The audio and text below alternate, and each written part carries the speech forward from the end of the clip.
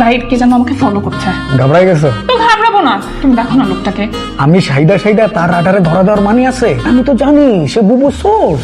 বুবুর source মানে? আরে তোমারে কইছি না আমার চাচতো বোন, এর জ্বালায় আমি গ্রামে ঢুকতে পারতেছি না। তো তোমার সাথে প্রবলেম, আমাকে কেন ফলো করছে? তুমি বুঝতেছো আমার সাথে কে উঠে বসে, বন্ধু বান্ধব যারা আছে প্রত্যেককেই সে নজরদারিতে রাখছে। তোমারে রাখবো না? তুমি তো আমার প্রেমিকা। তোমার সাথে আমার প্রেম নাই। তোমার সাথে তো আমার সম্পর্ক হইতেই পারে, হতে পারে না? আচ্ছা আচ্ছা, ফালতু আলাপ বাদ দাও তো। আমার বুবুর পিয়ন আছে, চাপরাশি আছে, বেতনমুক্ত কর্মচারী আছে। সবচেয়ে বড় কথা হলো তার টাকা আছে। টাকাই তো শক্তি। তাহলে তুমি তার সাথে লড়বা কিভাবে? আমার পরিবার আছে না, তুমি আছো না, আমার গ্রামবাসী আছে না, তোমরাই তো আমার শক্তি, তোমরাই তো আমার পাওয়া। তুই যে কোথায় কি করছো আমি তো কিছুই বুঝতে পারছি না। স্যার আমি বসে নাই স্যার। স্যার আমি আজ 7 দিন ধরে আমি প্রচুর তথ্য নেওয়ার চেষ্টা করছি, তারা কোথায় যাচ্ছে কি করছে। আজকে জাহিদ হোসেন একটা মেয়ের সাথে মিটিং করছে স্যার। হঠাৎ করে আবার মেয়ে কোথা থেকে চলে আসলো? সে কে, কি করে, খোঁজ নিয়ে এসছো? 14 গোষ্ঠীর ঠিকানা আমার কাছে আছে স্যার। 14 গোষ্ঠী লাগবে না, আপাতত মেয়েটিকে জাহিদ হোসেনকে তুলে পাকড়াও করে নিয়ে আসো। এটা ফাউল।